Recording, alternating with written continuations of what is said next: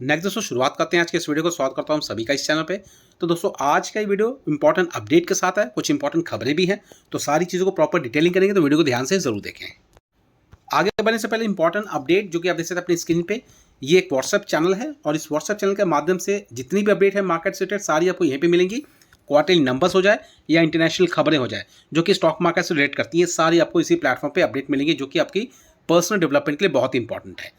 रही बात इसके लिए करना क्या है, तो नीचे डिस्क्रिप्शन में उसको लिंक मिल जाएगा, लिंक पे क्लिक करें एंड फॉलो करें, जो कि फ्री ऑफ कॉस्ट है। एडिशनल दोस्तों हमारा एक ऐप भी है और ऐप के माध्यम से आपको प्रॉपर गाइडेंस मिलेगी कि कौन से स्टॉक को कब बाय करना है, कब लेके एग्जिट करना है, कब लेके निकलना है। प्रॉफिट की बात करें तो मार्केट में जितनी भी चीज़ें हैं सारी प्रॉफिट से रिलेटेड आपको उसी ऐप में मिलेंगी वीडियो के माध्यम से। तो उसके लिए भी आपको नीचे डिस्क्रिप्शन में लिंक मिल जाएगा, लिंक पे क्लिक करें, सबसे पहले डाउनलोड करें, डाउनलोड करने के बाद प्रोसेस को फॉलो करें, ना कि रणनीति को समझें। एंड सबसे जरूरी बात, दोनों ही प्लेटफॉर्म पे अवेलेबल है, Google Play Store and Apple iOS store, इन दोनों प्लेटफॉर्म पे अवेलेबल है, तो जरूर जाकर उस पर डाउनलोड कर सकते हैं। अब आगे बढ़ते हैं, बात करते हैं मार्केट के बारे में। आज की अगर बात करें तो देख सकते हैं 0.85% के आसपास की गिरावट, जिसको अगर देखें तो 213 पॉइंट की गिरावट है। एंड याद होगा दोस्तों, इससे पहले भी हमने ये डिस्कस किया था कि मार्केट बेहतर तो ज़रूर है, 25,000 का लेवल इसने ज़रूर मतलब कह सकते हैं मैच किया है, लेकिन बाजार को एक रीज़न चाहिए इस 25,000 के लेवल को तोड़ने के लिए। तो दोस्तों अगर बात करें तो आज के दिन रीज़न मिल गया है, जिसकी वजह से कह सकते हैं आज के दिन की क्लोजिंग जो है आपको लगभग 25,000 से नीचे देखने को मिल रही है, 24,870 का लेवल। एंड फिलहाल कंसर्न पॉइंट ये है कि जिस तरीके का लेवल अभी फिलहाल ऑनगोइंग है, इसके हिसाब से देखें तो नेक्स्ट जो सपोर्ट लेवल बनता है वो लगभग 24,500 का लेवल। इनफैक्ट अगर बात करें 24,750 का लेवल इतना कोई स्ट्रांग नहीं है, लेकिन 24,500 का लेवल आपको एक तरीके का मेंटेन होता हुआ नजर आ सकता है। तो फिलहाल आगे चीज़ों को देखते हैं एक्चुअल में रीज़न क्या निकल के आया है, क्योंकि बाजार में जो प्रॉफिट बुकिंग हुई इसके पीछे ज़रूर कोई ना कोई रीज़न है। तो दोस्तों यहाँ पे अगर रीज़न को अगर हम फाइंड आउट करें तो कंसर्न पॉइंट यहाँ पे ये क्रिएट होता है कि पहला तो एक बहुत इंपॉर्टेंट रीज़न है मार्केट के लिहाज से, इसके साथ एडिशनल पॉइंट आपको देखने को और मिल जाएंगे। रीज़न जो सबसे पहला है तो दोस्तों वो रीज़न उनमें से एक है, वो है दोस्तों कह सकते हैं इंटरनेशनल मार्केट की तरफ से खबरें। कंसर्न पॉइंट जहाँ पे क्रिएट होता है वो है दोस्तों करंट मार्केट ग्लोबल इश्यूज, वो भी है। इसके साथ अगर देखें तो 50% का टैरिफ जो कि ऑन इंडियन गुड्स पे लगता हुआ नजर आएगा यूएस की तरफ से, वो भी एक बहुत बड़ा कंसर्न पॉइंट है। तो ये जो चीज़ें हैं अगर हम बात करें तो सबसे पहले इसको काउंट करें तो वह 50% का टैरिफ प्लान जो कि इंडिया पे लगता हुआ नजर आएगा 27 तारीख से। इम्प्लीमेंट के तौर पे अगर देखें तो इसका रिएक्शन बाजार पे कैसा रहेगा, इसकी वजह से इन्वेस्टर्स थोड़े से मतलब घबराए हुए हैं। अब ऐसा क्यों है, क्योंकि दोस्तों आज है फ्राइडे, इस हफ्ते का आखिरी दिन, एंड इसके बाद जो मार्केट ओपन होगा वो होगा मंडे, जो कि आने वाले नेक्स्ट वीक के लिए होगा। और इन एडिशनल अगर देखें तो आज है 22 तारीख, कल है 23 तारीख, एंड अगर बात करें संडे को है ऑलमोस्ट 24 तारीख। तो 25 तारीख को मार्केट ओपन होगा। उसके बाद कह सकते हैं इस तरीके के कंसर्न पॉइंट बाजार को थोड़ा बहुत और वरीड करेंगे, जिसकी वजह से थोड़ा बहुत प्रॉफिट बुकिंग हो सकता है। इसके साथ अगर कुछ और एडिशनल पॉइंट को अगर काउंट करें, और वो दोस्तों एडिशनल पॉइंट है फिलहाल जो लास्ट डेटा के हिसाब से अगर देखें तो ये काउंटर पार्ट बाजार में देखने को मिल रहा है। मतलब मार्केट की शुरुआत होने से पहले रिपोर्ट देखने को मिली थी, और रिपोर्ट क्या है दोस्तों एसबीआई की तरफ से रिलीज़ की गई है, और जो रिपोर्ट है वो बेसिकली जीडीपी की ग्रोथ को लेके है, जो कि फाइनेंशियल 2026 जो कि ये करंट ईयर जो चल रहा है उसको लेके है। यहाँ पर प्रोजेक्ट किया जा रहा है। तो दोस्तों अगर एसबीआई की रिपोर्ट के हिसाब से देखें तो जीडीपी का जो रेट है वो लगभग 6.3% तक देखने को मिलेगा। अब मामला क्या है, 6.3% अगर देखने को मिलेगा तो इसके पीछे क्या नेगेटिविटी है। तो दोस्तों अगर हम बात करें तो यहाँ पे कोई बहुत बड़ा मेजर काउंटर पार्ट नहीं है, ये एक जस्ट एक रिपोर्ट है। लेकिन इस रिपोर्ट की अगर बात करें तो इसके साथ साथ हमें कुछ दिन पहले आरबीआई की रिपोर्ट भी देखने को मिली थी। तो वहाँ पे चीज़ें जो हैं एक्चुअल में थोड़ी मिसमैच कर रही है, जिसकी वजह से बाजार को थोड़ा बहुत बेहतर चीज़ें नहीं लगी हैं। कंसर्न क्या है, तो दोस्तों यहाँ पे अगर देखें तो reserve bank of India RBI forecast, अब आरबीआई की तरफ से क्या फोकास्ट किया गया था कि दोस्तों अगर हम बात करें आरबीआई की तरफ से फोकास्ट किया गया था कि 6.5% के करीब हमें जीडीपी देखने को मिलेगा, मगर एसबीआई की तरफ से क्या रिलीज़ किया गया थर्सडे के दिन, तो दोस्तों इसकी तरफ से रिलीज़ किया है 6.3।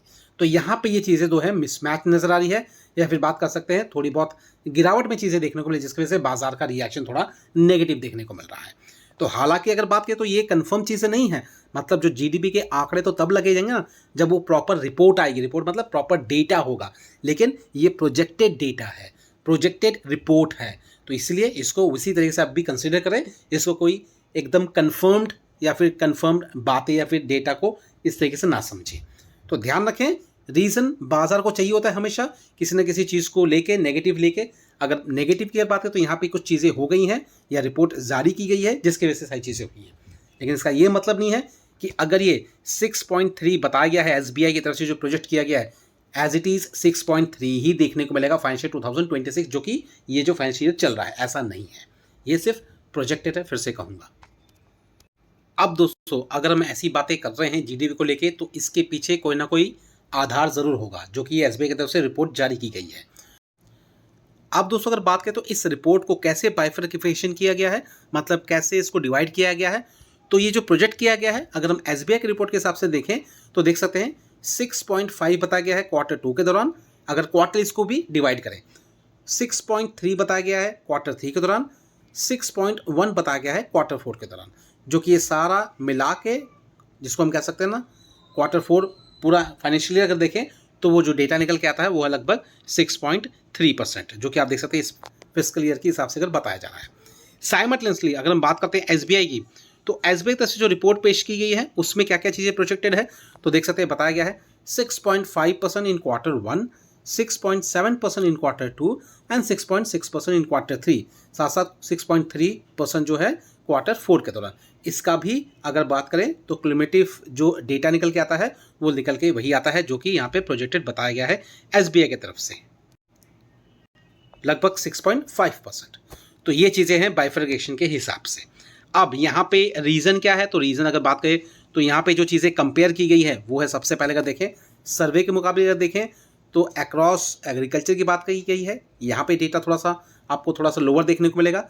मैन्युफैक्चरिंग की बात करें, IT की बात करें एंड अदर सेक्टर्स की बात करें, यहाँ पे जो 2025 में जो डेटा निकल के आया था उसको अगर हम प्रॉपर कंपेयर करें तो दोस्तों यहाँ पे प्लान्ड कैपिटल एक्सपेंडिचर जो है फाइनेंशियल 2026 में वो थोड़ा सिग्निफिकेंटली बिलो 2025 के करीब देखने को मिलेगा। मतलब 2025 में जिस तरीके का डेटा था, प्लान था जिस तरीके से, या फिर जिस तरीके से डेटा निकल के आया था एक्सपेंडिचर को लेके, बिजनेस को एक्सपैंड करने को लेके, उस मुताबिक 2026 के फाइनेंशियल को काउंट करें तो वहाँ पे थोड़ा स्लाइटली डाउन है। इसकी वजह से ये डेटा हमें SBI की तरफ से जो रिलीज़ की गई है वो इसका एक आधार बनता हुआ नजर आ रहा है।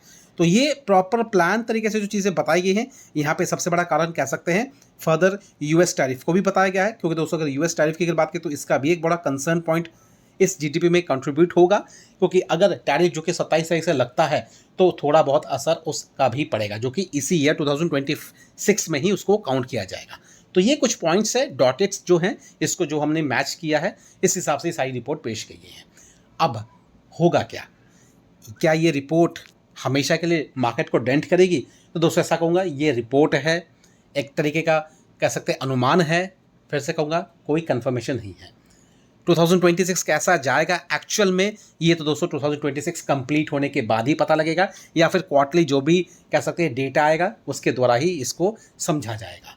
लेकिन एज सच ये रिपोर्टें हमेशा आती हैं, जो कि ये काम है बाजार का, ये सारी चीज़ें हमेशा रिलीज़ होती रहेंगी, अभी भी हो रही है, आने वाले समय में भी होती रहेंगी। तो दोस्तों ये रही इंपॉर्टेंट रिपोर्ट जो अभी हमने डिस्कस की है, वो एक बाजार के लिए थोड़ा सा इम्पैक्ट करती हुई नजर आई है। अब आगे बढ़ते हैं, इसके साथ साथ कुछ अच्छी चीज़ें भी देख लेते हैं। तो यहाँ अगर देखें तो देख सकते हैं रिसेंटली मार्केट में कह सकते हैं लिस्टेड हुई कंपनियाँ, HDB की बात कर ले फाइनेंस जो कि हाल ही फिलहाल में लिस्टेड हुई है, इसकी अगर बात कर ले, और अगर बात करें डिक्सन टेक की, तो दोस्तों कुछ रिपोर्ट्स आई हैं उसके मुताबिक अगर देखें तो एनालिस्ट का ये मानना है कि लगभग 43% तक का इसमें मूवमेंट अपसाइड देखने को मिलेगा। अगर बात करें डिक्सन टेक को लेकर तो दोस्तों यहाँ पे बेसिकली कंपनी मैन्युफैक्चरिंग से बिलोंग करती है, तो मैन्युफैक्चरिंग का डेटा तो आने वाले समय में सुधरेगा ही, और जो बातें हमने भी की है कैपेक्स प्लान को लेके वो भी इंक्रीज होगी। हालांकि दोस्तों ये पूरा मैन्युफैक्चरिंग सेगमेंट पूरे इंडस्ट्रीज को बताया गया है, लेकिन यहाँ पे हम बात कर रहे हैं सिर्फ डिक्सन टेक को लेके, तो यहाँ पे इलेक्ट्रॉनिक्स फील्ड की हम बात कर रहे हैं। इसके साथ साथ दोस्तों अब रिपोर्ट देख सकते हैं, brokerage mostly have turn positive on selected names.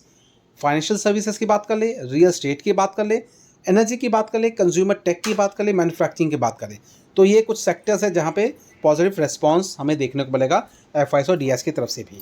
इसके साथ अगर बात करें तो कुछ PSU जाइंट्स भी हैं, जैसे कि NTPC की बात करें, वहाँ पे भी कुछ अच्छे नोट्स देखने को मिल सकते हैं, पोटेंशियल है कि मूवमेंट अपसाइड देखने को मिलेगा।